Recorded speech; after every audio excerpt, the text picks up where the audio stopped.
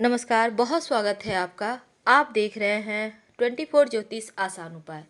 शनिदेव हो रहे हैं वक्री और 11 मई से पूरे 142 दिन 29 सितंबर तक वक्री रहेंगे। मकर राशि में हैं और यहीं पर फिर मार्गी भी होंगे। शनिदेव के साथ देवगुरु बृहस्पति हैं और वो भी 14 मई को वक्री हो जाएंगे। अब ऐसे में शनिदेव का वक्री चाल किन राशियों के जीवन में क्या कुछ बदलाव लाएगा, आज हम आपके साथ यही साझा करेंगे।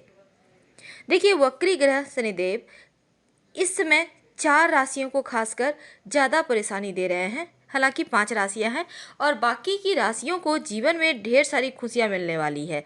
तो ऐसे में वक्री ग्रह का मतलब ही होता है उल्टा चलना या उल्टा प्रतीत होना।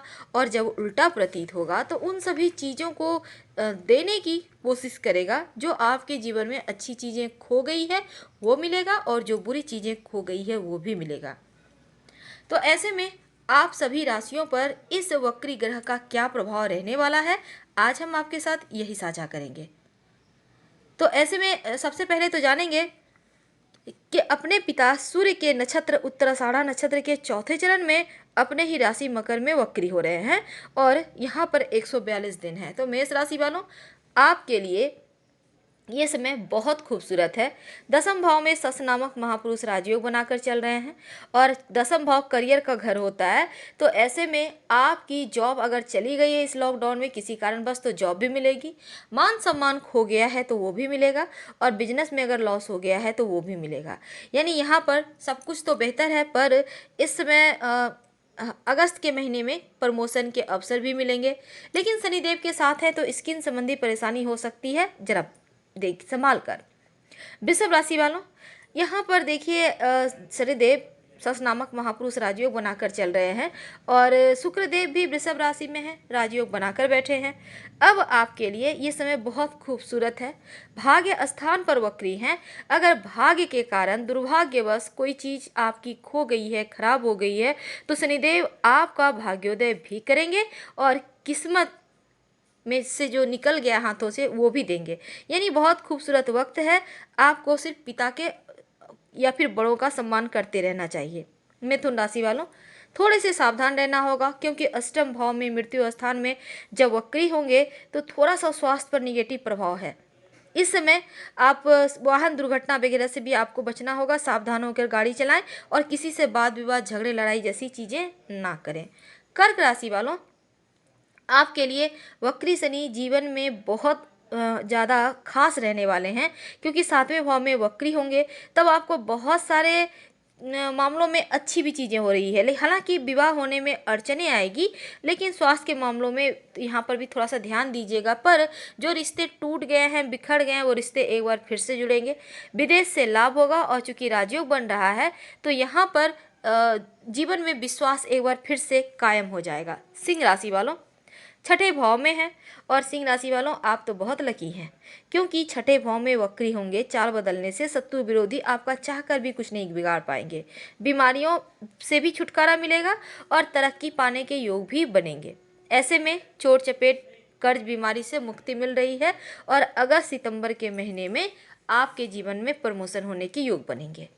कन्या राशि वालों, आपके लिए देखिए संतान के योग बनेंगे, संतान होने के, और संतान का सुख भी मिल रहा है। साथ ही जो विद्यार्थी हैं कन्या राशि के, उनके पढ़ाई के लिए बहुत अच्छा है, तेजी आ रही है, सफलता मिलनी तय है। और 5वें भाव में वक्री हो रहे हैं तो संतान के तरफ से भी शुभ समाचार मिलेगा और आपके जॉब में, आपके व्यापार में धन बढ़ रहा है। तो रिश्तों में थोड़े से सतर्क होकर रहिएगा, बाकी चीज़ें सब कुछ बेहतर है। समय का फ़ायदा आपको उठाना है। तुला राशि, शनिदेव की ढैया चल रही है और यहाँ पर योग कारक तो होते ही हैं। सस नामक महापुरुष राजयोग बनाकर चल रहे हैं। अब देवगुरु बृहस्पति भी नीच भंग राजयोग बनाकर चल रहे हैं। ऐसे में जब चौथे भाव में वक्री होंगे तो थोड़ा सा आपका क्रोध तो बढ़ेगा, लेकिन जॉब में तरक्की कराएंगे। धन के मामलों में छप्पर फाड़ सफलताएं आएंगी। अपना मकान, भूमि, भवन, गाड़ी, बंगला सब मिलेगा। यानी सबसे लकी आप रहेंगे। घर में सुख शांति भी है और माता पिता का साथ भी मिल रहा है। वृश्चिक राशि वालों, आपके लिए ये समय थोड़ा सा भारी रहेगा क्योंकि देखिए यहाँ पर तीसरे भाव में शनिदेव वक्री हो रहे हैं और शनिदेव की उल्टी चाल आपके लिए यहाँ पर हालांकि आपका पराक्रम बढ़ेगा, आपका पिता और भाई के साथ आप संबंध भी बेहतर होंगे। बलवान होने के कारण, वक्री होने के कारण थोड़ा सा यहाँ पर भाई बहनों के ऊपर परेशानी है, तो यहाँ पर ध्यान दीजिएगा। हालांकि आप साढ़े साथी ढैया से मुक्त हैं, तो आप खुश हो जाइए। धनु राशि वालों, धन भाव पर शनिदेव वक्री हो रहे हैं।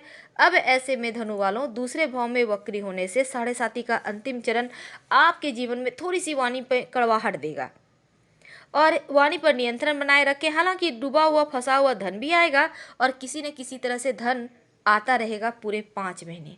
तो ऐसे में धन के मामलों में आप लकी हैं। अपने वाणी पर आप नियंत्रण रखिएगा तो लगभग सभी मामलों में आपको सफलता मिलेगी।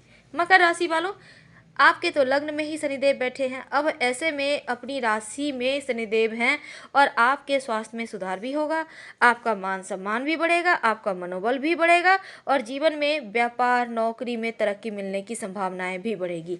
यानी आप भी बहुत लकी रहने वाले हैं। तो समय का फायदा आपको